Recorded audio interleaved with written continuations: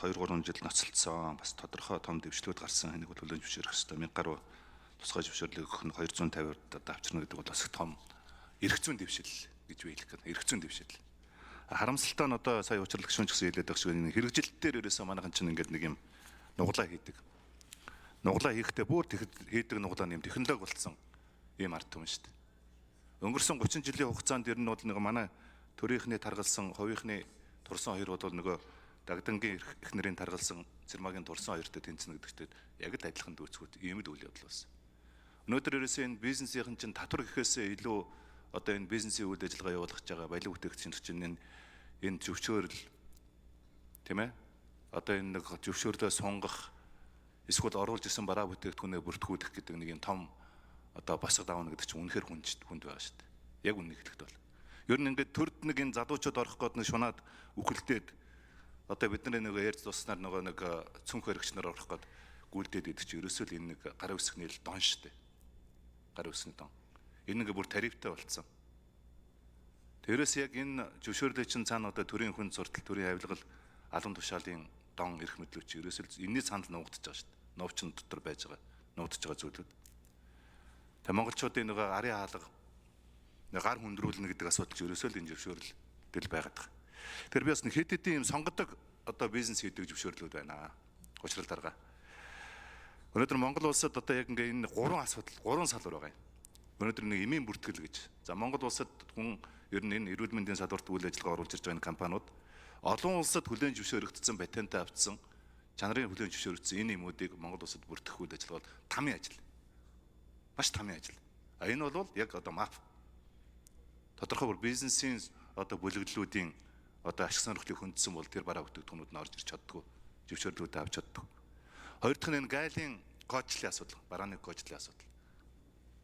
Одоо гайлынхаа байцаагчтай хувилдж агаад ижил төрлийн бараа ороод ирэнгүүт нөгөө одоо компаниуд нь хувилдж агаад тэгээд өрсөлдөөнүүдийг яг тэр өөр кодлоор кодлуулдаг.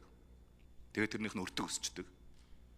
Яг адилхан стандарт ISO авсан бараа бүтээгдэхүүнүүдийг олон улсын ангилал нь нэг ангилд байгаа юм манайх өөрөөр бүртгэгдсэн өчнөө үе төм тохиолдол байгаа шүү дээ энэ гайл дээр. Зөвхөн нэг гайлын байцаагч үзэмжээс болж. За 3 дахь марзан юм бол энэ байгаль орчны үнэлгээний зөвшөөрлөг гэдэг.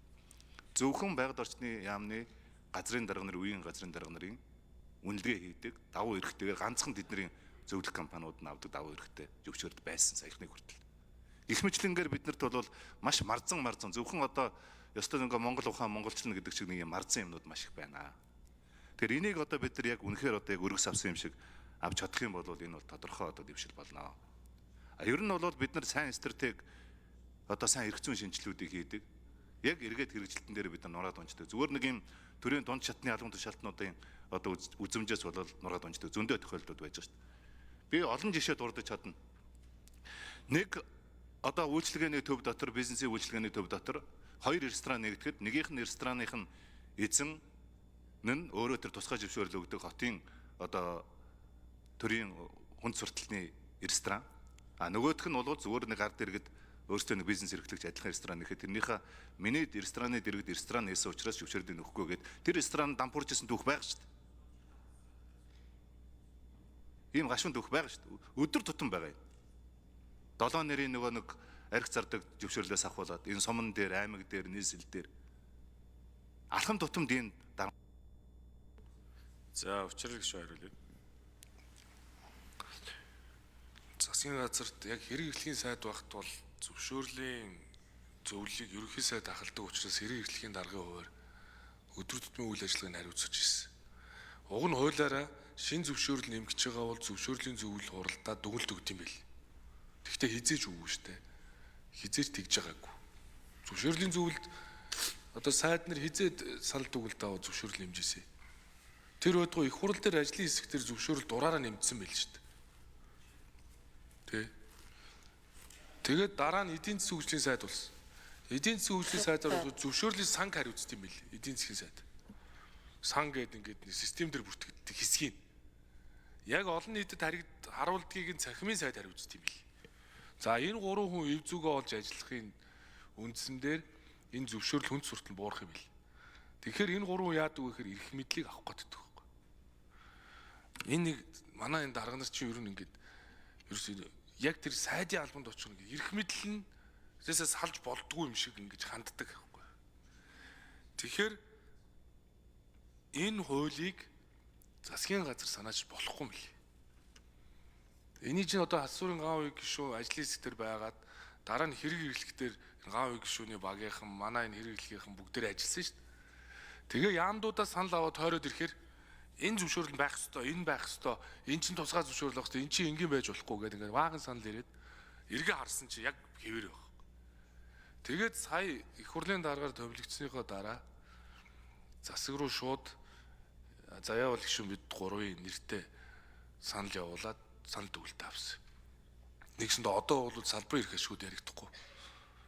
Тийм учраас би энэ их хурл дээр ажлын хэсэг байгуулна. Ашиг сонирхолгүй хүмүүсийг оруулнаа. Тэгэхгүй дахиад нөгөө их хурл дээр ажлын хэсэг байгуулчихсны дараа дахиад янз бүрийн юм нэмээд байхыг үгүйсэхгүй. Тэ танихаа аргагүй болчихдог байхгүй юу? Ягаад гэвэл эрх мэдлээс айгүй өгсөн юм салж байгаа юм чи. Тэгэхээр яг энэ амгаа гишүүний хэлээд байгаа бол яг үнэн баг. Тэр эрүүл мэндийн салбарт одоо эрүүл мэндийн яам өөрсдөө л хариулах хэрэгтэй баг. Одоо тэр гайлын хүнд сурталчилгаад сая бас нэлээл үзлээ шүү дээ. Тэгтэл ямар ч байсан хил бомбд тэр буугаад суугаад байдаг чинь болцсон. Гашуун сухад ганц мод дээр очихоор. Ямар ч байсан тэр сая хилцээр хийхийн үед хоорондоо мэдээлэл солилцохын холбоот хийцээ. Ямар ч байсан нэг үеэ бодвол их өөрчлөгдсөн шүү дээ. Тэг болно гэвэл болно. Гол нь энд би насаараа байхгүй шүү. Энэ бол төрийн ажил бол насаараа би энд дарга байхгүй гэдгээсээ л салж л харахгүй бол зөвхөн тэр байгаа ажил дээр л нэг юм нэмж авах гэдэг хандлага байгаад байдаг нь айгүй хэцүү юм билээ. Тэгэхээр тэр салбарын яамдууд энэ нөхцлөө өөрсдөө тайлбарлах баха. За учрал даргын гишүүний хэлсэнчлэн засгийн газар өөрсдөө хийдэг гэдэгтэй бол хань санал нэг байгаа шүү. За Лувсан цэрэнгийн инх амлан гишүүн тодруулна. Яг нь ер нь бол улс төрийн манлайлал их чухал юм байлээ л дээ. Бас энэ хоёр салбар хариуцч бас сайдаар нь ажиллаж байсан. Тэгээд бас энэ ихтэй сургуулиудын чанаргүй ихтэй сургуулиудын нэг 99 ихтэй сургуулиудыг би нэг 65 болтол хүртэл зэгцэлж байсан. Бодитод үрдэн болж байсан. Харамсалтай нь одоо буцаад сэргээгээд байгаа юм байлээ л дээ. Бүр нэмээд байгаа юм байлээ тоог нь.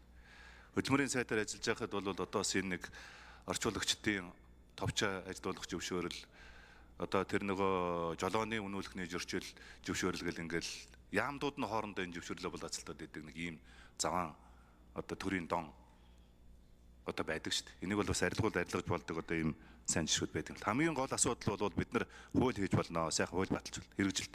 Тэр зэсмээ өнөөдрийн бид нар хамгийн их зовоож байгаа асуудал бол яг энэ тусгай зөвшөөрлүүднийх нь тоо багасж байгаа ч гэсэн тусгай зөвшөөрөл олгож байгаа, сунгаж байгаа, төтгөлзүүлж байгаа, сэргээж байгаа, хүчингүй болгож байгаа энэ хүн сурталчин бол маш хүн том хүн суртал байна шүү. Учрал сайдаа учрал дараа. Тийм ээ. Энэ асуудал дээр бид За санал хэллээ. Сархтын зудлахаар гишүүн. За их хурлын дэд дарга эрхэм гишүүд ажлын хэсгийн өдөр ямар амлан айлтгая.